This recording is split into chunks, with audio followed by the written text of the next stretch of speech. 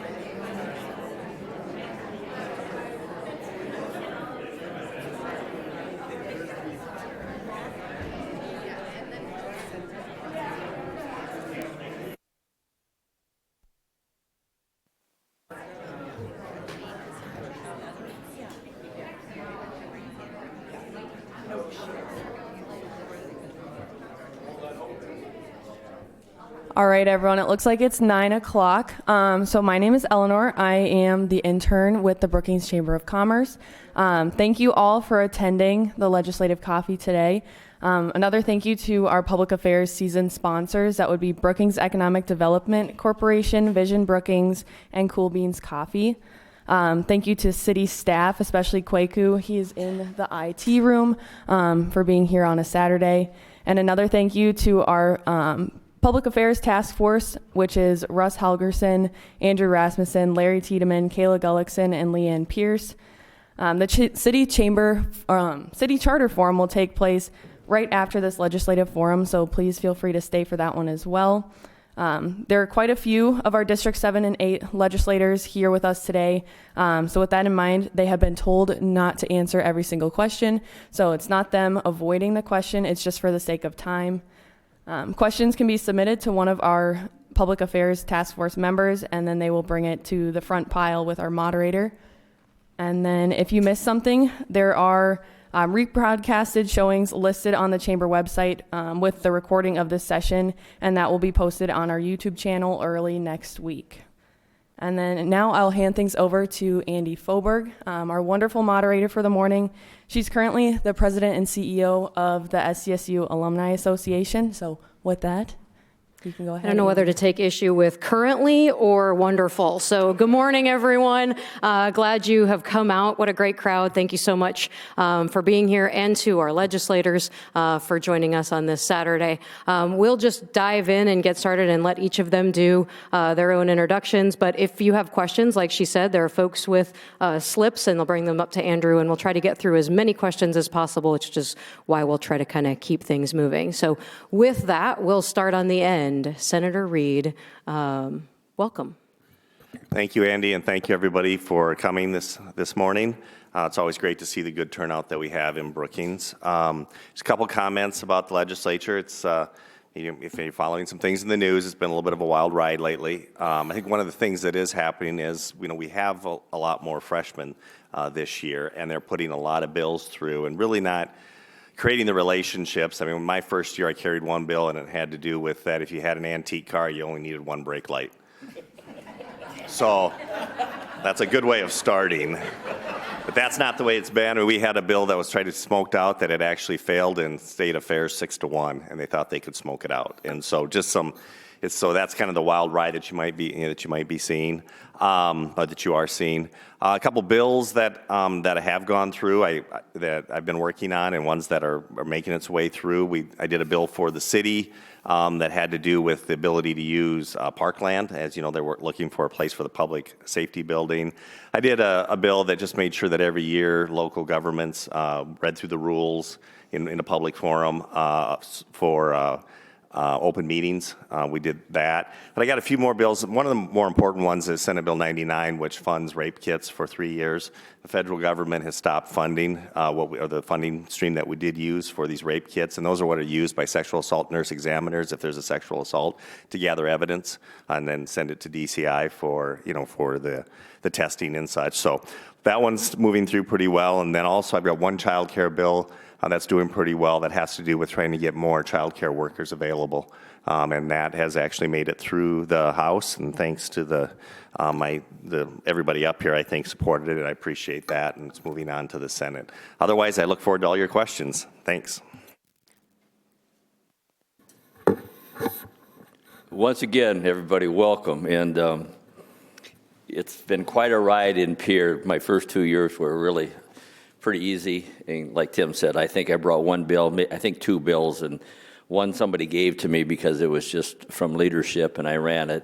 The freshmen this year, and you might get a little bit of my unfiltered opinion on what's going on out there. I call a lot of the bills, and Tim referred to that, I call a lot of these grievance bills.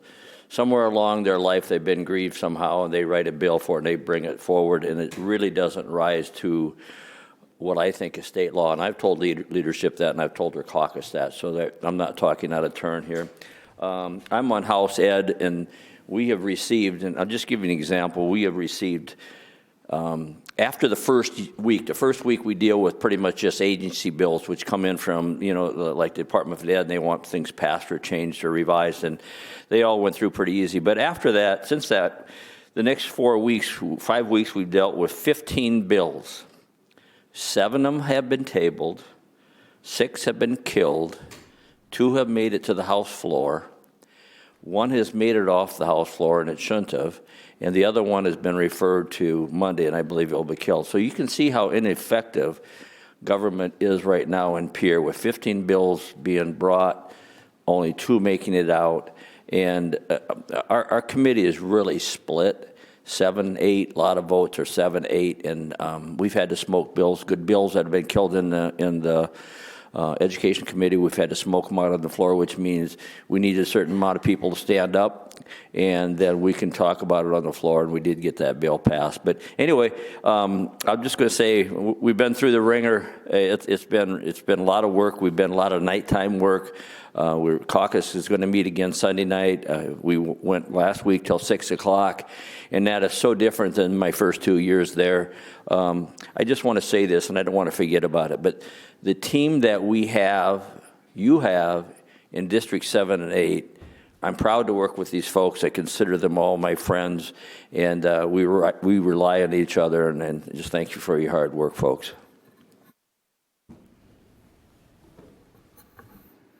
Good morning. Thank you for the opportunity to be here and speak to you today, and for Cool Beans Coffee. I am probably going to echo many of the sentiments that have already been shared. The first 2 years I was there really moved smooth like a machine, right? The bill I brought, I talked to all the opposition I could think of, all the proponents, every department it could impact, all of the frontline users, and brought a bill that I thought encompassed all of those concerns, and it passed. This year, I have seen bills brought that are already in law, that are broken and just won't work. We've, as Roger alluded to, have tabled a number of bills that are unnecessary. And overall, right, words matter. There's a lot of bills where maybe if you read just the tagline, you think that bill has good intent, right? And it maybe does. Maybe some of them might have a good heart to them, but if they're broken or will harm people, or just we're putting junky words, junky legislation into law, that is problematic for me. We've seen a number of bills. Bills are being hog-housed. I've never used so many substitute motions before, trying to maybe kill things that were otherwise going to go through. We're seeing amendments on the fly, which makes it really difficult, I think, for people to track what's happening with the bills. Maybe a bill comes in with one intent, we're all against it, there's an amendment on the fly, maybe now we're for it. I would just recommend, please reach out with any questions. We're certainly trying to get back to everyone. Along those lines, I have never had this volume of emails as sitting on House Local Government and House Education. For every bill that one might deem a little bit crazy, that generates a lot of communication. And so because we've had a lot of out-of-the-box bills this year, there is a high volume. So I am reading them for sure, but I may not be able to respond to all of them. I apologize for that. There's also bills with up to 10 or 11 amendments. And when I see that kind of a bill, I think it's just not ready. Someone needs to take that bill back, go do the research, and bring something next year after they've really done their due diligence. So we're seeing a lot of that as well. Going into the session, had a handful of bills I was going to bring this year. I archived almost all of them but one. Some had money, some I just knew we were going to put our efforts into maybe a little defense this year, some do no harm mentality for the year. But the one bill I do have is just a cleanup bill. It's saying that Sadaho doesn't have to publish price transparency now that there are federal regulations where everyone is required to do price transparency already. And that passed the floor unanimously yesterday, and we'll head over to the Senate. Good morning. Well, as a new legislator, I will tell you that this first year has been very, very interesting. I will echo what my colleagues say about the volume of emails. So even before session started, there's a lot of passionate people that are sending emails about things. And I made a commitment to myself originally to respond to every single email. And it's not just a generic reply. Well, I've been very good about doing that until the last couple of weeks when the volume probably tripled. Some of the emails that I get that are really passionate and concerning to people with the library, the budget cuts, South Dakota Public TV, those things kind of hit hard with me when I was growing up. Going to school, high school, events, whatnot, and not being able to get across the street as some of the elderly folks not being able to see their kids and grandkids across the state. The library, I never knew exactly how much of an impact that was until I started reading the emails and then doing the research myself. And oh my gosh, you folks really rely on those services, and if you can't get there, you get them through the internet. And so I appeared in front of the Education Committee and testified as an opponent to not get rid of it, but restore the funding. I asked the board to send it to appropriations with a do not pass recommendation, basically to restore the funding.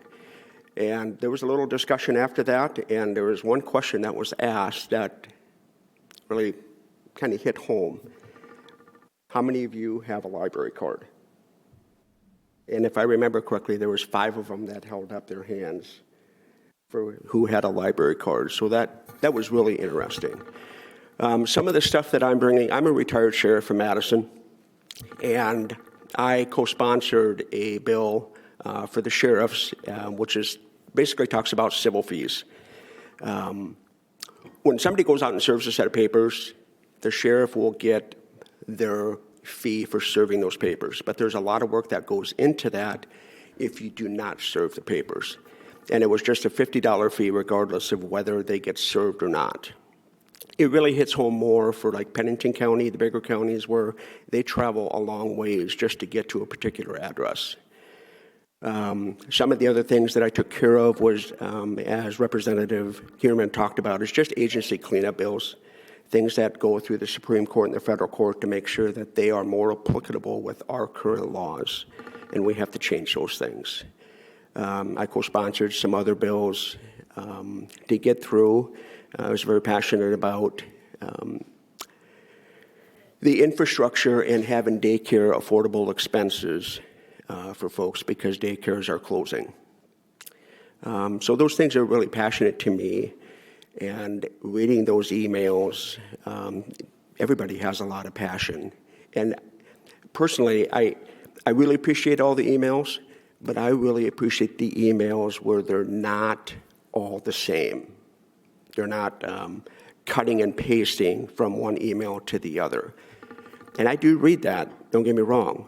But when you send it with your own words and your own interpretation of what's going on, to me, that hits me better in the heart than anything else. And then I want to take your words and try to help make sense of that. I can tell you that every single vote that I have made so far has been with the constituents in mind. I have disagreed with my colleague over here to the left on one of them, although I did know that it was the right thing to do. But it was the veteran in mind, and he had the feeling that I didn't want anybody else to take my benefits away from me. And so I represented that, but at the end, we had a conversation, and I told him, this bill is going to help you with that. It's just an opt-in, opt-out kind of thing. So, again, we appreciate all the emails. The volume is so extensive right now. We're getting close to the end. We have crossover day coming up where we have to get all of our House bills out so we can get over to the Senate. And appropriations, talking about property taxes and those things. So please send me the emails and I'll try to get to them. May not be that same day, but. Well, it looks like we're out of time. My name's Jim Reich. I'm from Howard. I'm in my second term. Thanks for showing up. Thanks for sponsoring this. I'll try to be brief. I just want to let you know Casey Crabtree, which is a senator of District 8, his son's got a basketball tournament today, and he's there instead of here. And so I hope you'll send him a lot of emails and tell him why he should have came here instead of watched his kid. No, seriously, a couple of big issues probably for me are property tax relief, and we've had a number of bills on that. We're trying to do some of that. I was the only person that voted for a bill that I thought would have given instant property tax relief to owner-occupied residences, and it failed 11-1. I was the only one that voted for it. And there's a whole bunch of other property tax bills out there, most of which aren't going to do much. The governor's got a bill out there that's going to try to limit growth, and we're going to do what legislatures do. We're going to have a task force study it this summer. So I'm hopeful we can get some real relief there. The other bill that's a big front and center this past week is the prison modernization bill. And we can talk about that. I'm interested in your questions, but that's stumbling right now in the legislature. I didn't bring any of my own bills this year. I'm concentrated on, I did have a couple senators ask me to prime two different bills. We don't need to go into detail there, but I'm interested in hearing your questions. Thank you. Thank you all very much. And Representative Wahlberg, I think we've got an audience full of library card holders. We have a number of questions, so we'll start with two that are they're together on all of these pages. Library and South Dakota Public Broadcasting. So let's start in the middle. Representative Herman, do you want to start with those two issues, the funding for South Dakota Public Broadcasting and the libraries? So the funding issue, I've spoken on that a little bit as far as the state library goes. We had, I think it's like $4.5 million for that cut, and we had a few proposals for some voucher programs that were around $4 million. Part of my thought process on that is if we don't add a new spending program for $4 million, that almost pays for the proposed cut for South Dakota Public Broadcasting, State Library. So we did pass that through with a do not recommend. Most of these cuts and spending bills will go to appropriations, and you just want to pay attention to how they go there. So either it's a no recommendation, a do pass, or a do not recommend. Appropriations does take that seriously, but when we're talking about the budget, we like to look at the entire budget, all the proposals for cuts and spends, look at it as one big picture. and then we'll vote on that final budget accordingly and then vote those bills accordingly. So I have been pretty consistent around trying to either restore that funding or reduce the amount of the cut. Representative DeGroot, Public library, and what was the other one? South Dakota Public Broadcasting. Public television. You know, the issue with that is the governor did something different. The ex-governor did something different. She put the cuts right in the budget. So if we restate it, put it back in, we have to find something else to cut.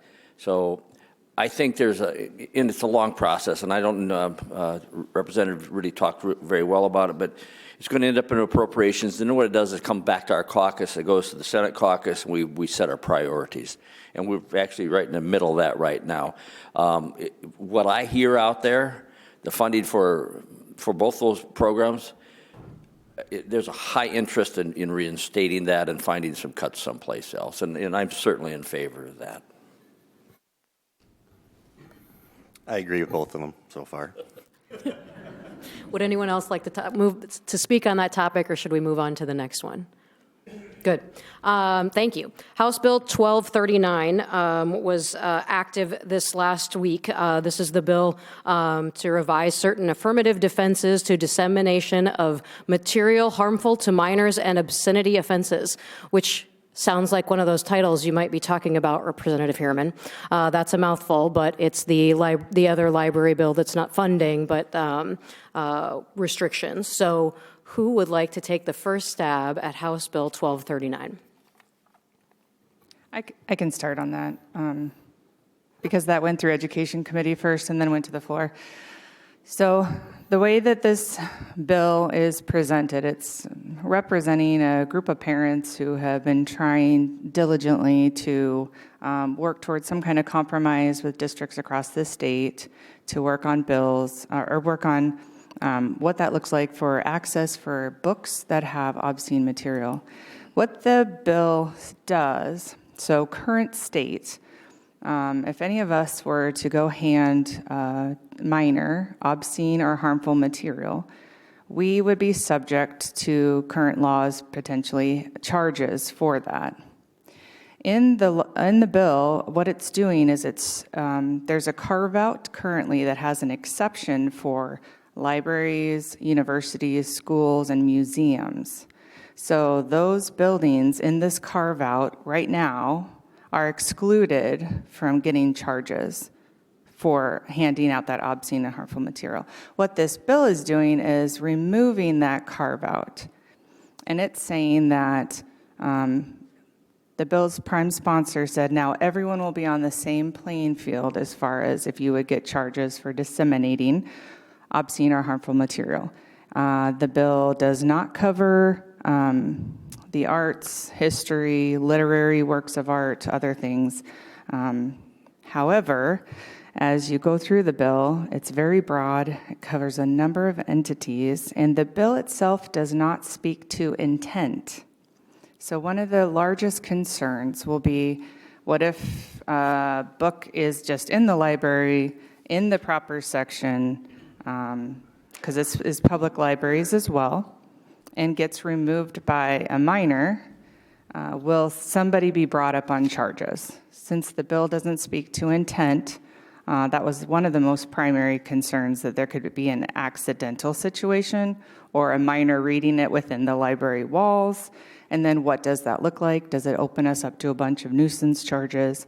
I still think that there are discussions that can be had between parents and school districts, because I believe that's where the concern is stemming from, where parents feel heard and librarians still have the opportunity to bring great literature to students. But that is a summary just of the bill and where it stands and what it's doing. So I was originally approached by this with Representative Soy and one of our constituents actually from this area in Brookings County, northern Moody County, to sign on to this bill. And with my law enforcement career, we have to make sure that we're protecting our kids. We have to make sure that we're protecting everybody. And so I was very, this is something that we need to make sure that we do. What I didn't know, and what she didn't tell me, is that there was a bill that was introduced last year that actually started January 1st of this year, where they were starting to remove some of this stuff from the schools. Getting into this some more and some of the language that was taken out, I had a lot of concern that, let's just say that outside of our regular library staff, but we have some part-time kids that come in there at 19 years old, and they don't know what all these books are. And they start handing out these books.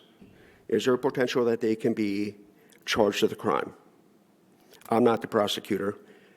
I can't say that, but I would say that there's a possibility. And I don't want to subject a 19-year-old child, an 18-year-old child, or somebody that's even older than that to potentially be charged with a crime. And so prior to the floor debate that day, I had told the sponsor that I am not voting in favor of this because of we're going to charge somebody with a crime if there's knowing that this thing is being handed out to you. We got to protect our kids. But if it's inside of a book somewhere and they don't know about this, I want to take the extra step to make sure that we're protecting it and we don't have an unintended consequence of them being charged with a crime. Obscenities are bad, and I want to get them out, but I also don't want somebody to be charged inappropriately either. So I oppose this bill, but I am in support of making sure that we get this stuff out. It just needs to be reworded. Language needs to be better, like Representative Heerman had said. This carve-out has been in place for very good reasons. I mean, we're talking about a huge library. We're not talking about an individual walking up and handing something obscene to a minor. So it's just full. The library is very full of books, and to manage that was their real intent. That's why this carve-out's been there, and that's why I just cannot see removing this carve-out. Plus, as was talked about before, last year we went through and said, listen, parents need to have the ability to petition and work with the libraries. That went into effect January 1st. And so we're 2 months into that, and all of a sudden they're coming back and saying that we're going to make it a crime if a librarian happens to pass some obscene material on to a child. And so the other thing about this is, where are the parents, right? Where are the parents in this? To me, that's where this should happen. Is let the parents. If the parents aren't watching what their kids are reading, shame on them. And so this carve-out's been in place, and it's been in place for good reason. I'm just going to say me too. Let the process work, for goodness sakes. I actually went and found some technology that's presently being used in schools that costs very little money, that kids can be charted and books can be charted, and they just electronically go through, and if they get one out of the category where their parents don't want them to read, it gets a red flag. But some people don't want to hear those kinds of things. They just like to, take it to the next step and punish, the librarians. I said, if you're going to do that, punish the school boards, right?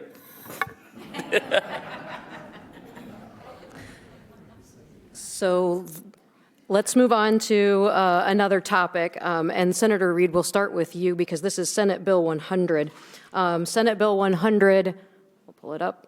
Limit the imposition of restrictions on the carrying of a concealed pistol and other items of self-defense while on the campus of a public institution of higher education.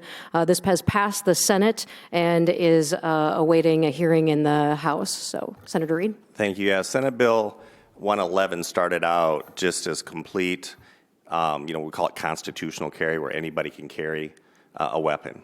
And that was moving through quite rapidly and was probably going to pass. And so what happened here is, and a lot of credit to the Board of Regents and the Board of Technical Education, worked with them to at least put on some limitations for that.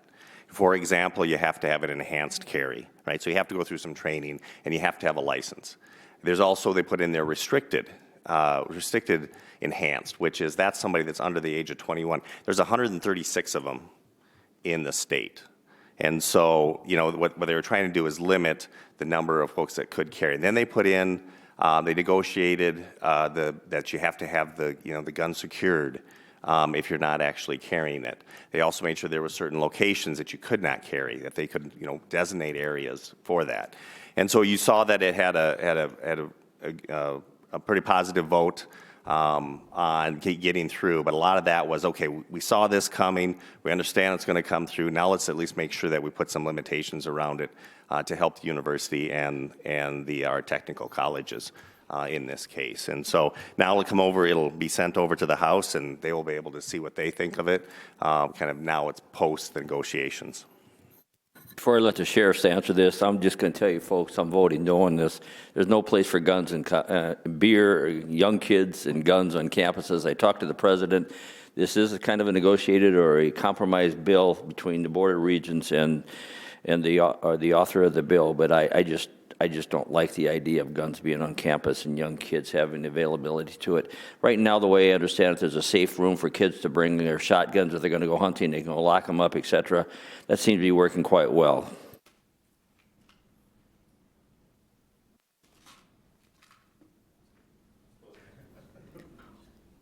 We're good? Okay. So a couple of questions, and this is another funding question specifically about the prison. And there's a number of questions just kind of looking for both a general update and kind of where things are and maybe maybe your prediction on kind of where we're going. So who would like to take the first? Absolutely. Thank you very much. Thanks for the question. Just full disclosure, I ran the Department of Corrections for longer than anybody in state's history. So I have a little bit of knowledge on kind of our correctional system. When you drive across Sioux Falls and drive in front of the penitentiary there and that big granite building there, that's older than the state of South Dakota itself. It's over 144 years old. It needs to be replaced. I think the biggest, 3 years ago, they had a study of smart, independent thinkers in the corrections, with a lot of them former corrections secretaries and wardens, and they did a full examination of South Dakota's prison system, and they came up with a long list of recommendations on how we can modernize our system. And it was a good study. And to the credit of the administration, they are kind of going through that. We've got a prison going up in Rapid City for a women's prison out there to supplement what we've got in Pierre. And what is being proposed in Sioux Falls and Lincoln County is a very expensive deal. $825 million facility south of Sioux Falls. And that's exactly what this study recommended. Now, do we have to do what some study tells us to do? No. And we found that out on the floor of the House yesterday. There's a lot of disagreement as to what the right course of action to take is. The administration, to their credit, followed the specific recommendation that they build this facility, 1,500-bed facility south of Sioux Falls. And in my view, the location's a great location. Nobody wants a prison right in the middle of town. We've got that now in Sioux Falls. When I was corrections secretary, we plopped one right in the middle of Rapid City. Went all the way to the Supreme Court. Said you can't do this. You didn't follow the building code. You didn't do this. All the same arguments that they're using in Lincoln County. But we found out that we could do it, and it was a unanimous verdict in the Supreme Court that the state of South Dakota does not have to comply with county building codes or city building codes or zoning plans or anything like that. Just like the federal government doesn't have to do what the states do. The state doesn't have to comply with municipal and county. Whether you like it or not, that's just the way it is. And so now to this specific plan, it's very, very expensive. It'll be the biggest price tag thing that South Dakota legislators have ever voted through. And so I think that we should be cautious about it and make sure we do it. The problem with that is right now they've got a guaranteed price of a maximum price of $825 million. And we know that, and that price is only good till the end of next month. And so, and it doesn't look like we got the votes to pass it. And so we know it's going to be probably 4% a year increase or more to that going forward. So, if the legislature is not comfortable with the plan, then the legislature is not going to fund it. Personally, there's a lot of different ways to do this, and it looks like we're probably going to take a year to study it, unless something really turns around. We don't have the votes to vote in that plan, and that's the plan they came with. And so that's the way government works, right? If we can't get 2/3 of the people in the legislature to vote for it, it's not going to happen. Now, what they did on Friday was they changed it, knowing that they didn't have the 2/3 votes, which is 47 votes in the House. They changed it just to say, we're going to just save the money and try again next year, look at it for a year. And that only takes 36 votes. Well, they had 34 votes. And I was at a funeral yesterday. I would have voted for that.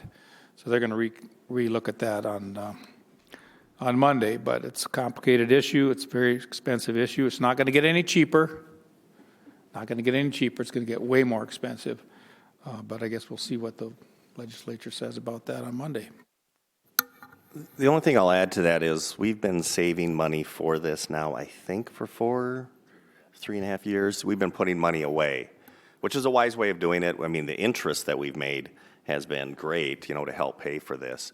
But now we got to get across that 2/3 threshold to actually spend the money. And it is concerning that we had to delay doing the women's prison in Rapid City, and it caused huge cost increases. I know there's inflation, but it's also who you get at that time, that can do the work. And so I do hope we can come to some sort of conclusion this session, but it's not looking that way at this time because of having to get past that 2/3 vote. We got a follow-up question just asking if the state would issue bonds for the new prison. They could. We've saved everything but $138 million, and so we could bond for that, or you could bond more and then use that money that's saved other ways. In general, with the state, even when we do bond, we like to pay them off early, right? Because we want to get back to that ongoing funding. We were talking about the libraries and South Dakota Public Broadcasting. Well, when you bond, then you have payments. And so it would be better to make sure we have those funds in the future instead of bonding, that we'd have the payments for us to use in other ways. And so it's a possibility. It's been discussed. But right now, I think it's more wrapped up in how much it's going to cost. We have a general question just kind of about the budget, the state budget, and kind of the woes after years and years of plentiful budgets, if you will, and what we know is a great deal of federal funding that went into those budgets and caused so much of that growth. But can you talk a little bit about maybe the property tax reduction efforts that are going on and how those would affect the budget situation that the state's in? Everyone's looking at you. So I sit on Judiciary and House Tax, and I will tell you that leadership assigns us to committees. Leadership also assigns the bills and where they go. What is interesting about this year is in House taxation, I have heard 0 property tax bills. Not one. And so I just looking at some of your faces and you're puzzled and wonder why not. Leadership has kept these bills running through state affairs. Now that their governor's in Roden, he has assigned a committee. So now there are 6 members from the House and 6 from the Senate that are on this committee. What we were originally told is that we were going to take all these property tax bills and kind of put them together. And as a caucus, we were going to pick out the best ones, and we were going to make them the best for our citizens. That didn't happen.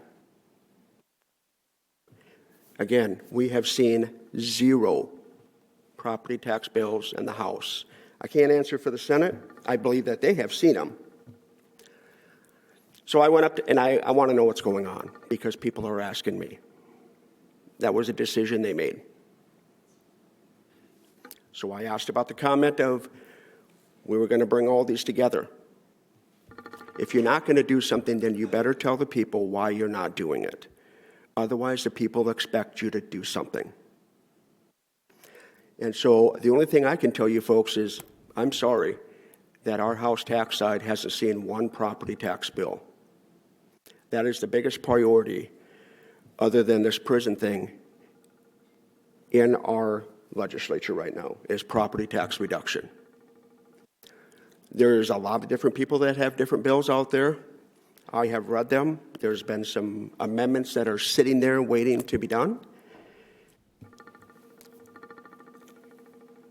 But sometimes our hands are tied. And it really just kind of stinks from a new guy's perspective. I've been a little outspoken lately about it, and I'm not following proper decorum, I guess you could say. But my job is to represent you, and I can't represent you if we're not bringing those things to committee, and that's upsetting to me. And so there's one that's out there, I'm sure everybody's seen it, with Governor Roden. Now they want to set up a committee to study this more. We've already studied this. When are we going to do something today? There's a bill that's out there from Lieutenant Governor Van Huysen. Back then it was representative. Probably not the most favorable, but it's going to provide some immediate relief to people. Not that we want to raise the sales tax an 8% up there to get this done, but it's going to provide some immediate relief. And so we can start looking at these other plans later if they want to have this committee. But I can't speak for everybody else up here, but I can speak probably for four of us. We've talked about this, that this is our high priority for us, and not bringing this in front of the people, in front of our legislature to do this, we're upset about. Real quick, I'll give you the 5,000-foot view. We need to do something about property tax relief. There's just no getting around that. The people want to have that done. There's a lieutenant governor's bill that I kind of liked. The governor had a bill, kind of liked. Trish Laudner has, Representative Laudner out of Rep City had a bill. So there's bills out there. I don't know why they're not going through taxation, but the way I understand it, and I'm just going to get a laugh out of you guys, I hope anyway, the governor said his bill was not the only bill, but then when other bills come up, he sends people out to kill all those bills. So, I mean, that's kind of the way government works out there a little bit. I think Tim has something to add. Yeah, and the question also asked about the funding, kind of what does that mean to the budget? And I think what's important to realize is that your property taxes mostly go to schools, county, and city. And so if there's any effect on that, then it's going to affect those folks, then it changes, if we reduce the amount that are collected, okay? And so the other thing that then, if we're not going to reduce the amount that's collected, then we got to shift. And because there's arguments right now whether, and there's good data to show that owner-occupied has really gone up in their share of the taxes for these those three entities. And so that's the kind of thing that we're trying to get through. Now what's happened here, and so really this isn't going to affect our general budget unless we start to supplement schools more with our general budget, out of our general fund. And so that could affect our budget, but you either got to have another revenue source or we got to shift. And the governor's bill shifts it just a little bit. It shifts it more to commercial and to ag. And it's some relief for those that owner-occupied homes. It just kind of caps what they can do there. Now, normally what happens is that this is something that, big issues like this a lot of times will come to the leadership. And then sometimes they will kind of block bills trying to figure out how to get to the best bills. But with that, you got to have cooperation between the two chambers. We don't have that this year like we did last year. And so even though it's kind of frustrating what's happening, at least the governor stepped forward and is there and is working on it. And he has offered one thing. There's still bills. We're actually seeing some of the bills on the Senate side at least. They're not completely being held. But those are all going to run into problems until there's some sort of a package put together for it. I know we've studied this, but I don't know any other way. We have to bring both chambers together, the leadership in both chambers, if this is going to get through, because they can keep doing what Representative Wahlberg said. They can kind of block it and put it in state affairs and kill it, where it may not really get the hearing that it deserves. Moving on to a topic that was very prominent in the last legislative session, still a handful of bills having to do with the pipeline. And they're working their way through the process. Does someone want to give kind of a 5,000-foot view of where things are with the pipeline legislation? Senator Crabtree did a great job last year really explaining the process that we went through last year, but I don't know if anyone wants to take a stab at generalization of what looks to be a handful of pipeline bills. Not everyone at once. I'll talk. I wasn't here last year, but the eminent domain that come through the House floor that we debated, and we had a very extensive debate. I want you to know, I don't know how many people in this room sent emails, but I had well over hundreds of emails. And when it came down to the final thing on the floor, the chief clerk, Patty Miller, called my name twice because I had not voted. And my vote was to help protect the property owners from land being taken away or being used without their consent. I'm a very firm believer in economic development and moving things forward, because that's how our economy grows and that's how we get some extra tax dollars in our economy. But it also came down to a sensitive topic for me with family. And so it was very difficult weighing things out, what they wanted done, what they didn't want done. But ultimately, what I did is took your concerns and I voted to protect your property rights. And if you didn't want it to come through, that's what I said. So here it is, House Bill 1052. It's a big nothing burger. It's a nothing burger. It really is. Legislatures cannot pass laws that are unconstitutional. Even though RL 21, it doesn't matter how you voted on that, or Senate Bill 201. It doesn't matter.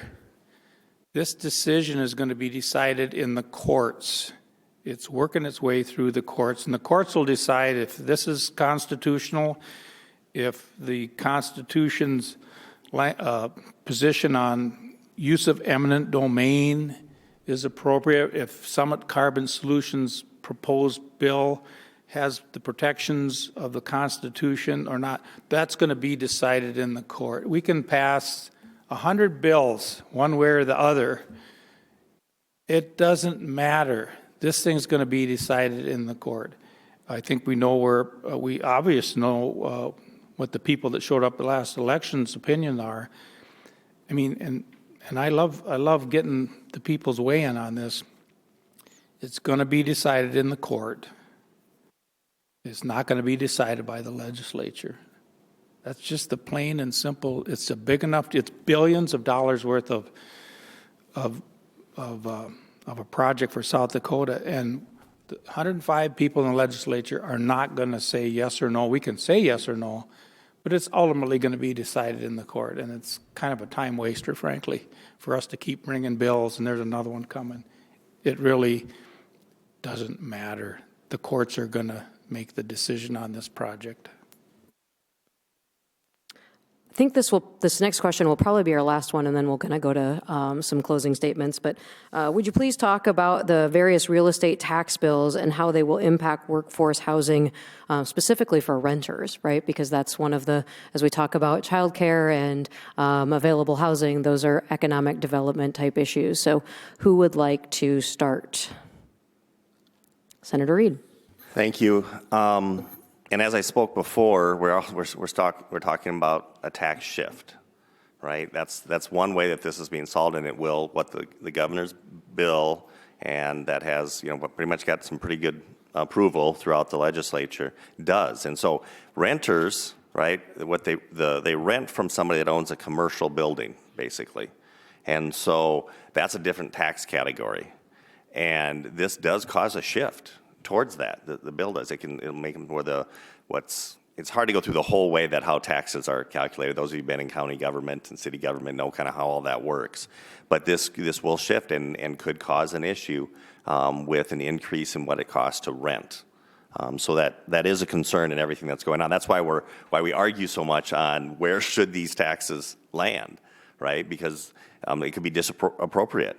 You could end up where those that rent, who are at times at the lower income scale, could end up being affected more than others. Although those that own their homes have seen huge increases in their taxes. So it really is the whole issue here is who gets taxed and how much. That's not specific to this issue. Would anyone else like to, just in general, taxes, who's going to pay them? Right. But yes. Did I not answer the question? No, you did. You did. Okay. Just giving you a hard time.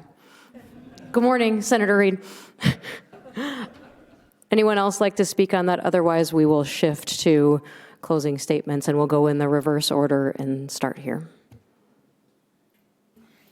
Okay, hey, thanks again for showing up. We're going to try to get out of here afterwards, but if you grab us by the collar and, we'll answer specific questions. It's a pleasure working for you. It really is. I'm not going to run again, but we're doing the best we can. I'm serious. We really are doing the best we can. One thing that's frustrating to me, as I look forward, I got 5 kids, 10 grandkids. I want what's best for the future of South Dakota. And over our history, how we operate has changed. And we'll go back to the pipeline thing if you want to. But we have all kinds of bills in there. There's an effort. We don't want a CO2 pipeline. We don't want to support ethanol. We don't want solar energy facilities. That's something new. We don't want data centers.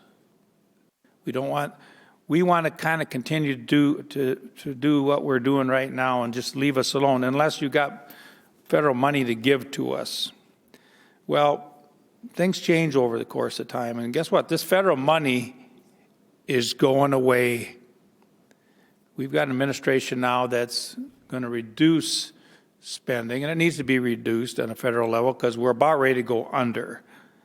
We are under already, we just haven't realized it yet. And so we need to be nimble in South Dakota, and I think ag producers need to be nimble. We don't farm the way we did before. If we did, we'd be growing 30 bushel corn like we did back when I was in junior high school. Things change, and we need to be willing to at least listen to different ways of using our land. Because if I can tell you right now, if the federal farm subsidies go away, all the farmers are upside down. And see how that pencils out. So thanks for showing up. Don't want to be Debbie Downer, but we got tough work to do. We're doing the best we can. Thanks. I appreciate coming here, and I'm sure we'll have some questions when we leave, and Representative Rice is going to be mad if I hang him up from going home. But a lot of people don't like to ask questions of all of us. They'd rather just talk to us one-on-one. And I'm the guy that likes to talk all the time, and I never get out of any place. Just something. A few of you may know me in here. I know one lady over there, we know each other quite well, and I miss her very dearly. If we're going to start a new program, we dang well better make sure that we're funding the existing programs and not getting rid of something to fund a new program that somebody wants. And what I mean by that is your South Dakota Public Broadcasting and your library. The other thing that I was very passionate about, and I don't know how many of you actually watch the House floor debates. I didn't realize it until my phone started blowing up with comments on some of my speeches. But that library thing, was very important to get going, get that done. And speaking on the floor about feeding kids and the PA bill, the physician assistant bill throughout the state, making them more available because there's clinics that are closing. So there's a lot of things that you folks are really passionate about that I have great desires on. That was very hard for me to speak working in a hospital, working with my MDs, because we do well together already. There's a lot of tough weeks coming up, and we don't have a lot of time. And I'm kind of nervous about being there till 4 o'clock the next morning, because we're not going to have a budget passed, because we have so many concerns to make sure that we get done. But I just encourage you, just email and put in your subject line your district where you're from, because that helps me isolate it some more. Some of the names I recognize, but some of them I don't. And I try to get to those faster than the others, but I do read all of them. And if there's something that you're passionate about that's coming up that we're going to see or hear, please let us know, and we can do the best to get to them. I just want to talk a little bit about the culture as we close out today in Pier. Last term, as I mentioned, went very well and was very smooth. This term has not been anything like I experienced in the previous 2 years. I would say we're very divided. I think the concerns about being able to get to a point where we have a 2/3 vote even on the budget items and priorities is I think that's a valid concern.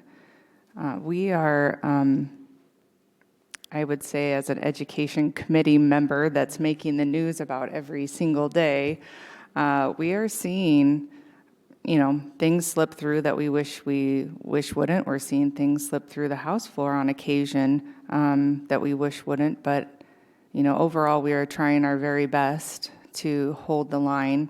I've used the analogy that I feel like in the last term we were moving us forward as a state, and I feel like this year it's more like we're just doing what we can to hold the line where it is. I also want to share that the kindness that you've sent in emails is greatly appreciated. This year, more than any other year, has been really aggressive, just more of a threatening nature of you need to vote this way or we'll postcard you, you need to vote this way or we will scorecard you, you need to vote this way or I will tell everybody that you're a horrible human being, right? I just want you to know, this probably makes me a horrible politician, I just don't care, okay? They're gonna postcard me, I'm gonna fail every scorecard, I don't report to them. I get my marching orders from you. So just prepare your mailboxes for the next election, because we'll be able to wallpaper a home with what we're going to see coming through. A lot of these bills are going through simply to be able to get people's vote for the scorecard. So again, I really thank you for the gracious, kind notes that you've sent. They're very much appreciated. Favorite saying of most legislatures, I didn't come here to speak and I will be brief. Hopefully I will. Larry told me that one. I use it quite often, actually. I just want to say real quick, the environment out there is a little bit caustic. In House Ed, there's a lobbyist that comes up from Texas. And when we're dealing with contentious bills, he's there, he's videotaping us outside when we walk in and out, and he's threatening the postcard, et cetera, and actually threatened the House Ed Committee one day. I just want to tell you folks, I'm so glad I'm from Brookings. You guys have been so supportive, and even if you disagree with me, we're always civil. That really, really means a lot to me. I try to get back to everybody that emails me, but sometimes I'm clipping through all these that are all the same, just deleting, and sometimes I'll delete somebody from Brookings. So if I missed you, I'm really sorry. 12 days left plus veto day. Last year we had no vetoes, and I'm sure that we'll have quite a few vetoes to deal with this year. I have a friend that uses, and I hope this is not inappropriate, but a saying. She says, "This is not my circus. This is not my monkey. Well, this is our circus, and this is our monkey. We need to deal with it. My leader from last year said we need to take the high road or there might not be a road at all. So that's kind of where I'm at. In closing, I would like to make an announcement. Our young man on the end here, he's a good friend of mine. He's also on my campaign committee in the last 2 sessions. Helped me get elected. He also runs my Facebook and all my electronics. He's going to be moving to D.C. and he's going to be working for Dusty. So let's give him a big round of applause.